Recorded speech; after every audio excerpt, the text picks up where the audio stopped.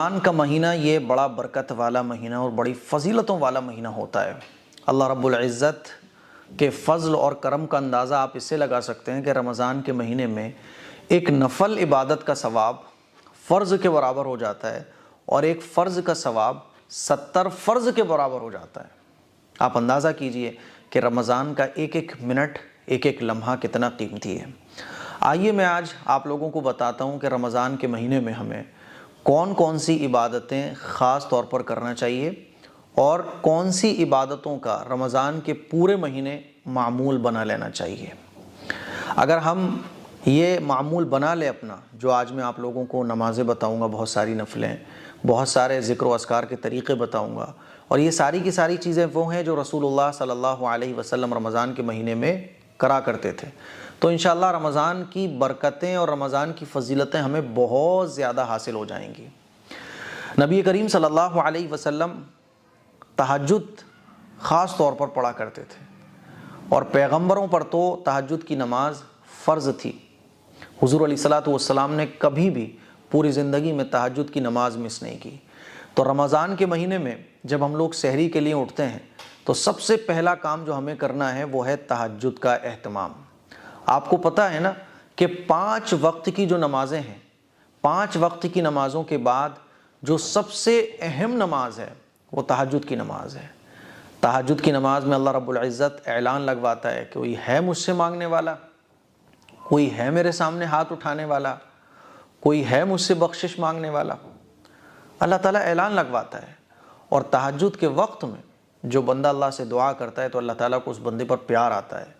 تہجد کے وقت میں اللہ تعالیٰ دعائیں قبول فرماتا ہے۔ اسی لیے ہم تہجد کی پابندی پورے رمضان کریں۔ اور تہجد کی نماز پڑھنا یہ بھی بڑا آسان ہے۔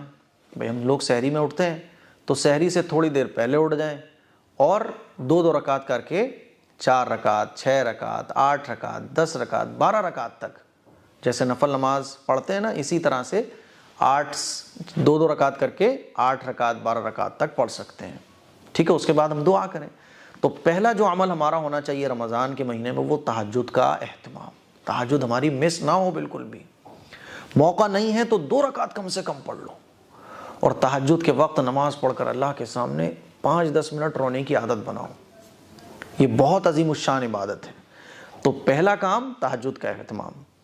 دوسرا، سحری ضرور کیجئے۔ نبی کریم صلی اللہ علیہ وسلم نے ارشاد فرمایا، سحری کیا کرو، کیونکہ سحری کرنے میں یقیناً برکت ہے۔ سحری جو ہے نا، یہ برکت والا کھانا ہے۔ حضور علیہ السلام نے کبھی بھی سحری کو نہیں چھوڑا۔ سحری کے وقت ہم لوگ اٹھتے ہیں، دل نہیں کرتا ہے، بعض لوگ ایسے بھی ہیں جو بغیر سحری کے روزہ رکھتے ہیں۔ تو ضروری نہیں ہے کہ آپ 2 روٹی کھاؤ، 4 روٹی کھاؤ، بہت سارے آئٹمس کھاؤ۔ سحری کی نیت سے 1 گھونٹ پانی ہی پی لو، سحری کی نیت سے 1 کھجور ہی کیوں نہ ہو کھا لو، کیونکہ سحری کرنا یہ کیا ہے؟ نبی کی سنت ہے۔ تو دوسرا عمل ہے کہ سحری ہمیں پابندی سے کرنی ہے، سحری مس نہیں کرنی ہے۔ تیسری عبادت جو رمضان کے مہینے کی ہے وہ ہے روزہ۔ روزہ کسی بھی صورت میں ہمیں مس نہیں ہونے دینا۔ ہاں، جو شریعت نے وجہ بتائی ہیں کہ بھئی ان وجہ میں ہم روزہ چھوڑ سکتے ہیں، جیسے مان لیجیے حاملہ عورت ہے، یا کوئی بیمار ہے، یا کوئی سفر پر ہے، یا کوئی بہت بوڑھا ہے نا، تو شریعت نے جن چیزوں میں اجازت دی ہے کہ آپ روزہ چھوڑ سکتے ہو، اگر وہ وجہ آپ میں پائی جا رہی ہیں تو آپ روزہ چھوڑ سکتے ہو۔ باقی نارمل حالات میں روزہ نہیں چھوڑنا چاہیے۔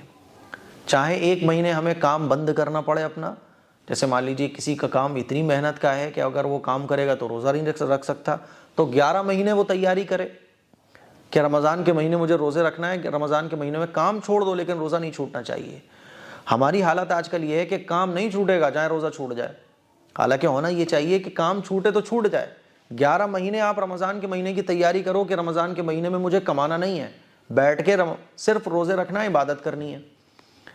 لیکن رمضان کا روزہ چھوڑنا یہ بالکل بھی جائز نہیں ہے۔ رسول اللہ صلی اللہ علیہ وسلم نے رمضان کے ایک روزے کی فضیلت کو بیان کرتے ہوئے فرمایا کہ جو شخص بغیر کسی شرعی عذر کے 1 دن رمضان کا روزہ چھوڑ دے اور پھر تمام عمر کے روزے بھی رکھے تو اسے ایک روزے کا بدلہ نہیں مل سکتا۔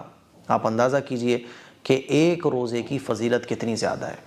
تو رمضان کا روزہ نہیں چھوٹنا چاہیے۔ کمزوری آ رہی ہے برداشت کر لو، چکر آ رہے ہیں تھوڑے سے برداشت کر لو، ہے نا، کیونکہ رمضان کے جو روزے ہیں نا وہ ہے ہی اسی لیے کہ اللہ کی محبت میں ان تمام چیزوں کو فیس کرنا۔ چوتھی عبادت ہے کہ آپ نے روزہ رکھ لیا، تہجد پڑھ لی، تہجد پڑھنے کے بعد سحری کر لی، سحری کرنے کے بعد آپ نے روزے کی نیت کر لی۔ اب چوتھی عبادت ہے فرض نمازوں کی پابندی۔ آپ لوگوں کو پتہ ہے یہ جو 5 وقت کی نمازیں ہر مسلمان پر فرض ہیں، یہ کتنی اہم ہیں۔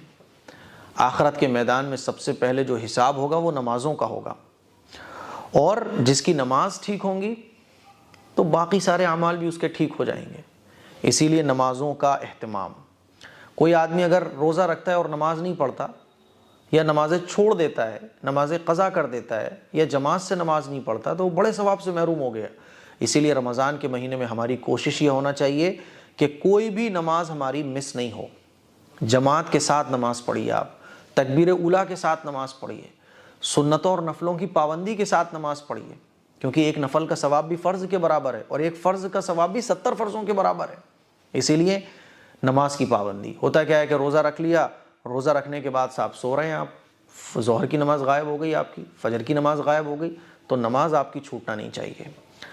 5واں عمل رمضان کے مہینے میں جو ہمیں کرنا چاہیے وہ ہے قرآن مجید کی تلاوت۔ قرآن مجید کا رمضان کے ساتھ ایک خاص تعلق ہے، کیونکہ رمضان کے مہینے میں ہی قرآن مجید نازل ہونا شروع ہوا۔ حضور علیہ الصلوۃ والسلام رمضان کے مہینے میں قرآن مجید کی خوب تلاوت فرماتے تھے۔ حضرت جبرائیل علیہ السلام کے ساتھ قرآن مجید کا دور نکالتے تھے، اور حضور علیہ الصلوۃ والسلام نے ارشاد فرمایا کہ قرآن مجید پڑھا کرو، کیونکہ وہ قیامت کے دن اپنے پڑھنے والے کے لیے سفارش کرے گا۔ تو قرآن مجید کی خوب تلاوت، اور قرآن مجید کی تلاوت بھی خوب اچھے انداز میں، یہ نہیں کہ بس کچڑ پچڑ الفاظ کٹ رہے ہیں، آپ کے الفاظ چب رہے ہیں، خوبصورتی کے ساتھ۔ جب آپ پڑھ رہے ہو نا تو لگے کہ یار ہاں اللہ سے میں بات کر رہا ہوں، لگے کہ ہاں آپ کو بھی مزہ آئے پڑھنے میں۔ یہ نہیں کہ ایک فارملٹی بس جلدی سے میرے 4 پارے پورے ہو جائیں، جلدی سے میرے 2 پارے پورے ہو جائیں، نہیں، اچھے طریقے سے 1 پارا پورا ہو، لیکن کوالٹی کے ساتھ، کیونکہ اللہ تعالیٰ کو کوانٹٹی نہیں، اللہ تعالیٰ کو کوالٹی پسند ہے۔ تو نمبر 5 قرآن مجید کی تلاوت۔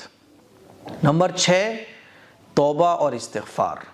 رمضان کے مہینے میں کوئی ایک وقت ایسا بنائیں ہم جس میں توبہ اور استغفار کریں۔ ایک تسبیح درود شریف کی پڑھیں، ایک تسبیح استغفار کی پڑھیں، استغفر اللہ ربی من کل ذنب واتوب الیہ، استغفر اللہ ربی من کل ذنب واتوب الیہ، ہے نا۔ استغفار کی بڑی فضیلت ہے، اسی لیے توبہ اور استغفار کے لیے اپنے ایک وقت بنائیے۔ بلکہ بہتر یہ ہے کہ صبح ایک تسبیح درود شریف کی اور ایک تسبیح استغفار کی پڑھی جائے، اور شام کو ایک تسبیح درود شریف کی، ایک تسبیح استغفار کی پڑھی جائے، اور اگر وقت کم ہے تو پورے دن میں ایک تسبیح درود شریف اور استغفار کی تو ضرور پڑھیے۔ 7واں عمل ہے صدقہ اور خیرات۔ رسول اللہ صلی اللہ علیہ وسلم کے بارے میں آتا ہے کہ حضور علیہ الصلوۃ والسلام رمضان کے مہینے میں صدقہ خیرات بہت فرماتے تھے، آندھی اور طوفان کی طرح۔